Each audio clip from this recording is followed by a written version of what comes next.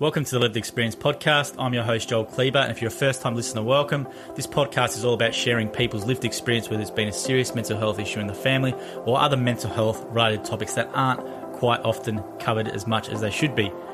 On today's episode, I'm going to share part 2 of my story about growing up with a single mother who had bipolar, and I hope you take a lot out of this show. And if you can relate, please send me an email. Check in the show notes for those details. And until next time, I hope you have a great week. So I wanted to do this episode because I had a article released today on the 9 News website, which is a very high authority ranking website, and it was really special to be featured on the national news cover, and I think it was the top story for the whole day. That was with the election and all that sort of stuff. To see my little picture of myself and my mum next to Scott Morrison and Albanese was quite an experience. But big thank you to Emily McPherson and to Tess Lazarus as well for giving me the opportunity to share my story and to hopefully reach a few more people and get it more out there. And the reason why, if you haven't seen it, I'll put a link to it in these notes here. But as I said, for anyone who's listened to previous episodes, and if you haven't and you're a first-time listener, please go through and listen to some of them just so you can get what the sense of we're trying to do here. And it's all about, as I say in the intro, just about sharing stories that aren't quite often covered by the mental health, let's say, press, or the normal mental health press, which mainly concentrates on just depression and anxiety.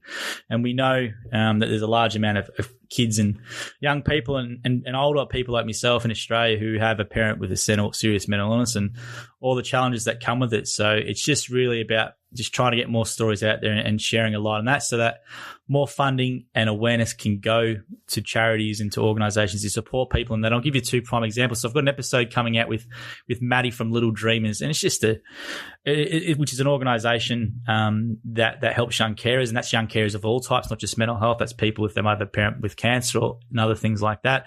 And also Satellite Foundation, which I talk about a lot. And the people who start these organisations have done so for a love and a care, and they get pretty much no support until, let's say, 10 years or 7 years in Maddie's case, and I think 10 years in Rose's case from Satellite, until they start getting some government funding. And they don't do it because they expect funding. But, it'd be nice for anyone who works in this space, to try and get them more funding quicker when they do such great work. Because as I say in the article, if you have a read of it, you can go two ways when you have this experience. You can either use it as an excuse and play the victim and to not achieve anything in life, which is what I did for a very long time. Or you can really use it and harness your experience to then create something good for your life. And especially with Maddie, who's going to be on the podcast this week, I'm going to release the episode. Just what a remarkable person when you hear her story.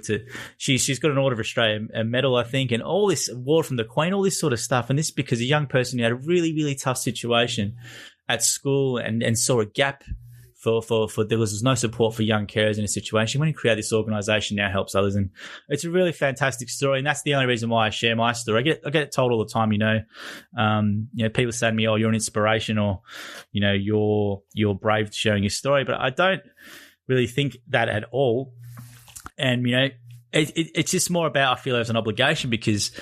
My whole thing is, if you do listen to this podcast, the mental health awareness movement is fantastic. It's great that it's getting out there, but there's still a lot of stigmas in areas like bipolar, schizophrenia, young carers, and whereas there's not in areas maybe as depression and anxiety, yet those areas get all the focus, whereas young carers, bipolar, schizophrenia seem to be ignored by the mainstream or the normal typical media that covers mental health. So we just need to get more stories in this area because I know that it can make a really big, significant impact in young people's lives, and those organisations like Satellite and Little Dreamers are doing so. So if we can have more funding to them and more people doing organisations like that, it really does seriously change a kid's or a young person's life to be positive, as opposed to, let's say, not going on to do anything with their future. And all the statistics and reports show that kids who grow up in those situations do worse in a lot of metrics, and we need to reduce that number because you can't choose your parents yet. You're in these situations by no fault of your own. Now, I wanted to share my story regarding part 2. So in the story that they did in the 9 News piece, they basically talked about, I spoke to the lady for around half an hour, and we went over the experience where, one day we sort of went to school, happy as Larry sort of thing. You got your mum, you got your house, all that sort of stuff. And then basically at school, we get pulled into the principal's office and there's some police and things like that. And we'll whisk off to a local human services office because we had no family in Perth that was at the time, and that they had to then place us into foster care.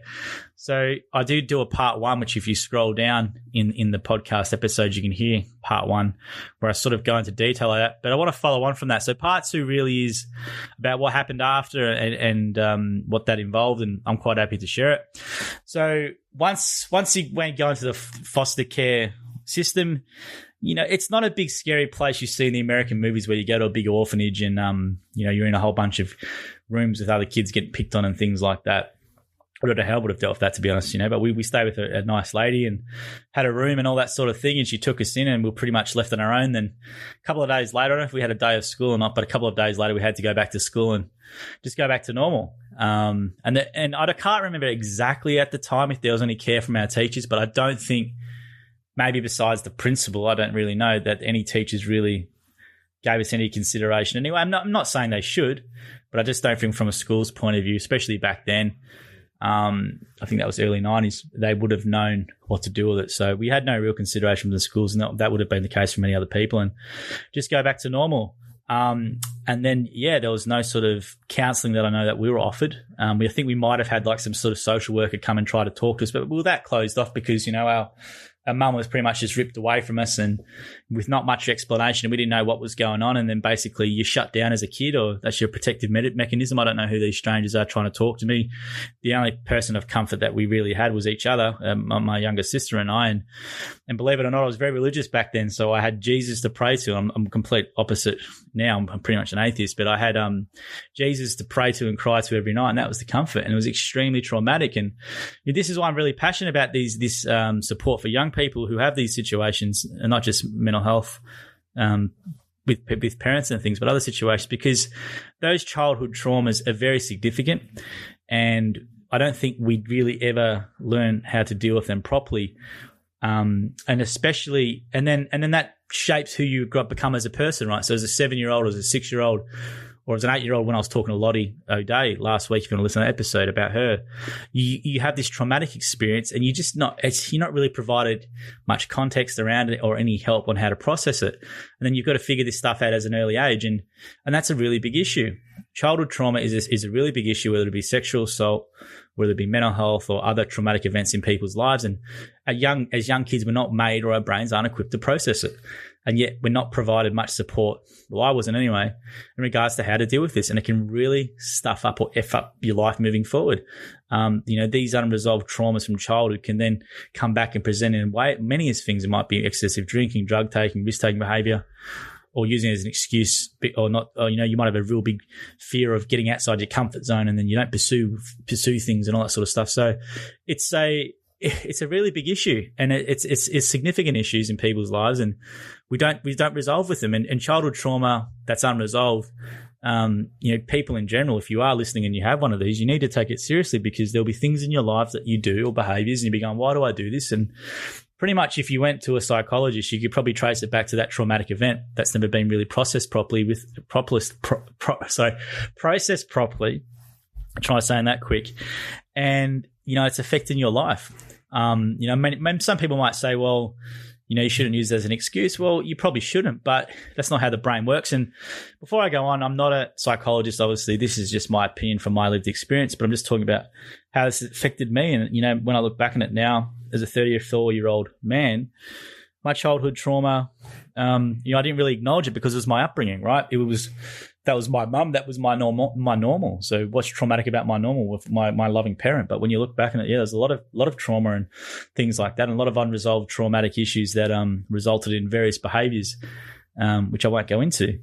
But you can see, if it's just me talking about this, there's be thousands or tens of thousands or hundreds of thousands, if not millions of people who have had these or unresolved traumas, especially if you had a parent with a serious mental illness, and we don't do anything about it. So if you are listening and you do have one of these, please try and do something about it. And with the recent, the election with Labor getting in with mental health on Medicare, or if that's what's going to happen, I know the Greens want to do that. That would be a massive win for the economy, because I think the more productive people we can have, I'm not trying to get into politics at all, but the better it is for everyone, and the happier lives we can have for everyone. Now, that part two of the story. So basically what happens is after the foster home, not after the foster home, during the foster home, we had to get taken into the psychiatric ward to visit our mum, and you want to do it because you want to see your mum, and you don't care where she is, you just want to go to her. So they took us to her, and I can't remember if it was a couple of weeks or the exact time frame, but we were taken to see her by the social worker or the lady, whoever it was. We weren't provided with much context at all. I think they started giving mum electric convulsive therapy, which is ECT. If you want to know what ECT is, just YouTube ECT. I would love to talk to a doctor about that because I've got my opinions on that. But I think she had some ECT, so seeing her after ECT definitely wasn't good. They're just a completely different person. There's a bit of drool and stuff coming out of their face, and they're just talking flat out. Well, my mum was anyway, not making a lot of sense. But we don't care. That's our mum, and we're there, and we're there with her. Problem with your parent having a serious mental illness is you believe everything they say. So when you're a young kid, you believe everything your parent tells you, right? So you believe in Santa Claus. If they say believe in this, you generally believe it because it's your parent. And the problem with someone with bipolar, anyway, from my lived experience, was that I just believed everything she said. So everything she would say would be the devil's after her or some sort of conspiracy theory. Dad's going to come and kidnap us from over here and blah, blah, blah, all this sort of stuff. You believe it. And it wasn't until I was a little bit older till I started to realize, well, that's the illness talking. It's all not true. But at that time, you believe all this sort of stuff and you have a really warped worldview because that's your primary caregiver and the person you love telling you that. But I remember inside the psychiatric ward, I just remember how much of a sterile place it was. There's obviously not much glass because of people can smash it and cut themselves. The backyard where she took us, she was only allowed to go to a backyard where it had basically a cage. So it was a backyard which was see-through, but it was like really thick mesh. It's called Greylands in Perth, this psychiatric ward. And then you could sit out there. But our mum was so friendly, she would just basically drag us around to meet all her new friends because she's very friendly. She was a very friendly lady in the psychiatric ward. So we're meeting people who were just pretty much zonked their mind, or they're just really scary people with tattoos on their forearms and cuts and burns, or just not really friendly looking people. And our mum basically forced us to go and shake hands and meet all these people as 6 and 7 year old kids, and that was very traumatic. But they let her do that, right? So there was no real intervention or what I would call appropriate care for our well-being when doing these sorts of things. And it's a fine balance because the patient, well, my mum would have been saying, I want to see my kids, so they bring the kids in. But you've got to remember there's a detrimental effect to us. Even though we want to see our mum, is that the best thing to see her after shock treatment, or should we wait until 2 months? As much as it would have been bloody hard, what's the actual better thing long term? So when they treat people with a mental illness, they need to start, I don't know if this is the case still, but they need to start looking, well, hang on, if there's kids involved, how is this treatment of this person going to affect the kids? Because then that might delay them going to bloody electric shock treatment straight away. Maybe they might take some more time to try and mess around with the meds to try and bring her down other ways instead of just going shock treatment, which is what they do. So yeah, that psychiatric ward, I can't remember the exact length of the stay the first time. I'm sure there was times before that because I don't think she would have been well for a period of 6 to 7 years, but that's the first time I can remember it. And I think she was maybe in there for 3 months or 2 months. It felt like a lifetime. When you're a young kid, time feels really slow. So that felt like an absolute lifetime. But I think it was 2 months or it was 3 months. But that was some of the longest times and the most traumatic times in my life. And it would be for many others. If you can relate to this experience, let me know. But every night you would cry. I would personally just pray to Jesus because that was my only comfort. And I can see why people use religion because it's something that's very comfortable to them. But I would pray to Jesus every night, and that gave me the comfort. And I don't know what I would have done without that. And touch wood, I was very lucky at school. I was a pretty popular kid in primary school, so I wasn't bullied or anything like that. So that really helped. But I could only imagine if a young kid was bullied and had this issue as well, just the amount of trauma and stress that would cause that person.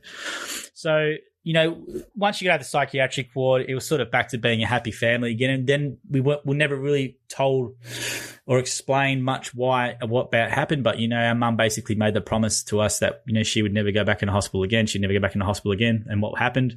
A couple of years later, she goes back into hospital again. And that really disappoints and hurts you as a kid because, when you want to believe your parents so much. And when they say, we're never going to go into hospital again, and they go into hospital again, it just really breaks your trust and you just don't understand anything. During that time when she was out from the psychiatric ward, you would have thought that we would have had maybe more support from services. I do know, I'm pretty sure I remember a social worker of some kind, but that was more for my mum than me. My sister, and I think she went back to working a job in some capacity, which was the worst thing she could do because mum work for her, unfortunately, was one of her stresses, and then she would have a relapse again.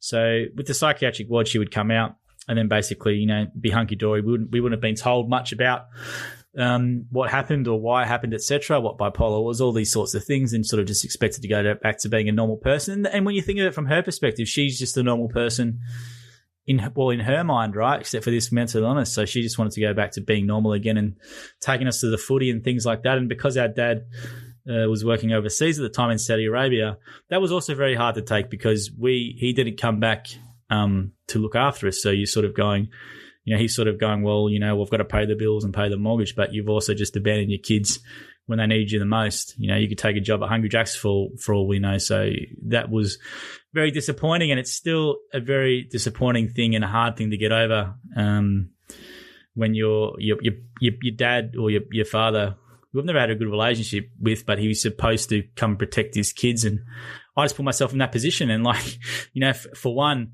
if that was me in that position, the first thing I'd be doing back, doesn't matter where I am, I'm flying back from wherever I am to come and to see my kids and to stay with them, not just maybe come back and see them and then nick off again. I'm staying there because I've left the kids, my children, with a mother who's a very caring and loving mother, but who has a serious mental health condition, and that's not a safe thing to do. So that's something we have to go through and contend with as well. And it's something I still find hard to this day to reconcile, but I'm trying to understand from his position more and more and more. And I do think the way I look at it now, it would be very hard for anyone to love a person who has a serious mental illness to stay in that relationship long term. I'm not saying they don't. Please don't say that's not true.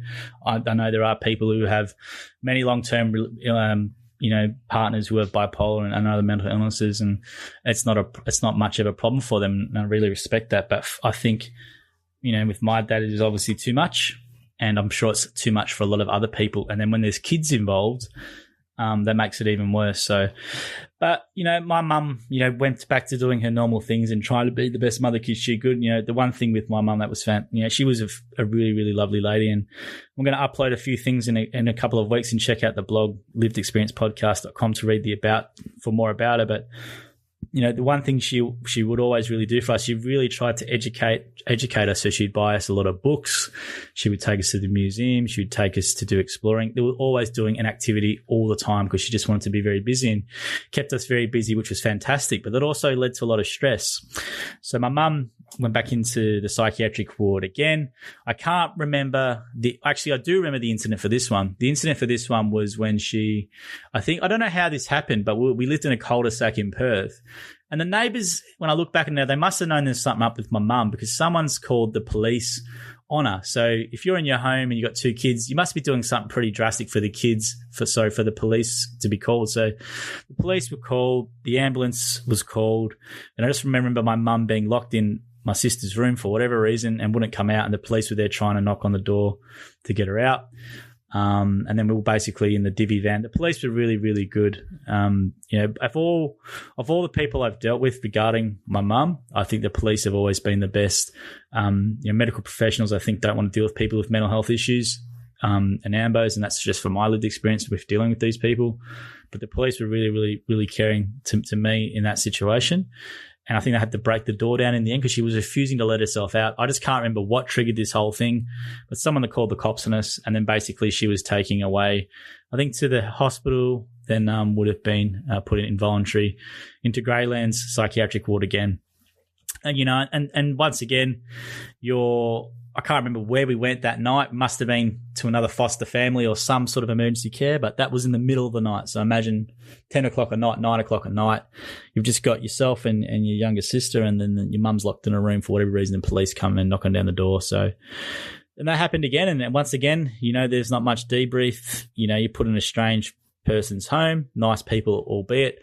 But same thing again, you're exposed to a lot of trauma. You don't have much debriefing, and you're expected to go on normal. And then, within a day or two, you're back at school, and you put it out of your mind as best as you can, which I was very good at for whatever reason. I could just get back on with it, being with my mates and staying out, causing trouble. But, you never really had any debrief or had to deal with that issue. And that was because it was just our normal. And I think with a lot of people in that situation, if you're listening to this with the same scenario, it was your normal, right? It's my normal.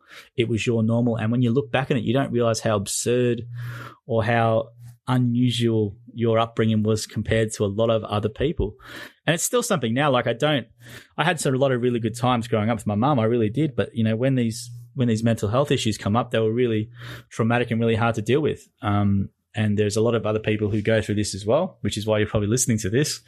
But all I can say is that it was just disappointing that the psychiatric ward for itself and the mental health professionals around my mum just didn't consider the kids at all. And when I had Lottie O'Day on to talk about this, she said she felt forgotten about in the system, and they didn't really speak to her. So, and that's a common thing, I think. These psychiatrists and psychologists, for whatever reason, just don't consider the children. And I don't know if this is the case now, so I could be wrong, but this is just from my lived experience. And I'm 34 years old. That might be old to people. That might be young to others.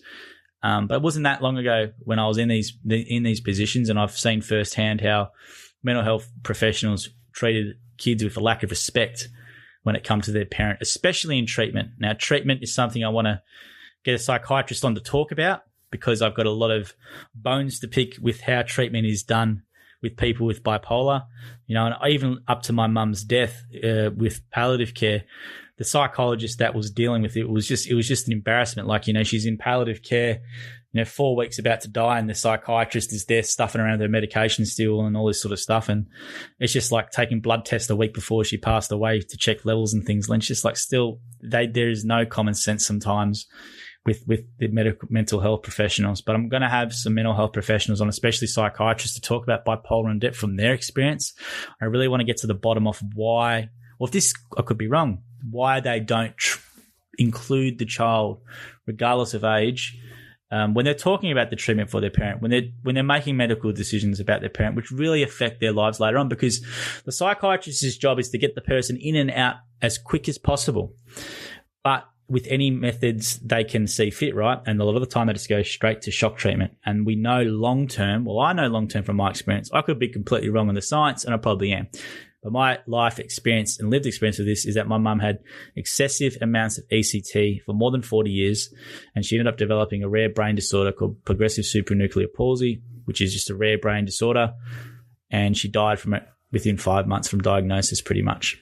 And I have no other reasons to believe she would have had that condition if it wasn't for the ECT and the treatment over the years. There's no other reason. If she didn't have bipolar, she wouldn't have that condition, in my opinion. And if ECT wasn't used as much, who knows, she might not have developed that brain disorder. And I just know how much it impacted me. It was a very insidious disease. And, we hear about, let's say MND and all these sorts of things, but MND, you can, don't know how long it goes, but, you can go for 7 years, 10 years with MND.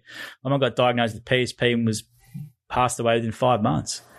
It's a very bad disorder, and I know, I hate to say the word blame, but I do hold a bit of blame with how she was treated by mental health professionals with all the treatments and all the stuff over the years. And a beautiful person does not deserve to die the way she did. And I do hold the system partly to blame for that. I don't hold the system part to blame at all for what my sister and myself experienced, because that's just the way it was, But the real reason why I do this podcast and tell you these personal stories is just because I hope that encourages you and other people to start sharing your own. Because, as I said at the very start of this, the mental health awareness movement is fantastic, and we've got hotlines up to our zoo. But we need to get into these root issues to support these young carers and to actually change how psychiatrists start treating children and young people when it comes to a parent who has a mental health with a mental illness. It's a really important issue to me and many others. And I really think, I know that if I had a mental health professional treat me with respect with my mum growing up, I probably would have got a lot more help for myself personally to deal with childhood trauma and to deal with various other things from a very early age, from a younger age. I've got a real big aversion to psychiatrists and psychologists and the mental health professionals just because of the lack of respect they treated me with and my sister, and I know that they've treated other kids with as well. And I don't want to be like that, but I know there's a lot of people who are like that, and it puts off and puts other people at risk when they get into adulthood. And it's half the reason why I share this stuff with you. So that's enough from me. I'll share more of my story later on. If you are a first-time listener and hung around to the end, thank you very much. And please make sure you leave a review or a rating on the show. I'd love to share your story, so make sure you use the link in my bio if you are interested in coming on. And once again, thank you to Emily McPherson and to Tess Lazarus as well for doing that piece. I really do appreciate it. And if you have listened to the end, thank you for your support, and I hope you have a great weekend. We've got another episode on Sunday. I'm probably going to release with Maddie from Little Dreamers. It's a fantastic episode. She's a special person, and I really do hope you tune in for that one. So until then, I hope you have a great week.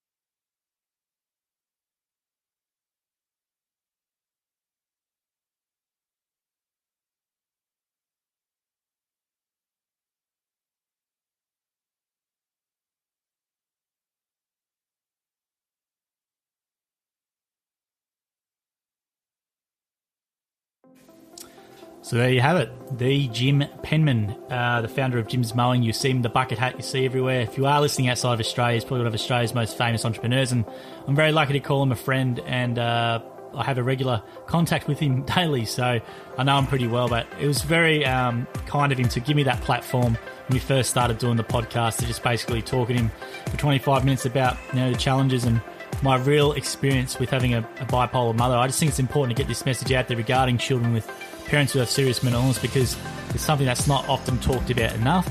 As you know, if you do listen to this podcast, I'm really big on that, because I think there's a lot of awareness that's been raised for depression and anxiety, and not so much in regards to this space.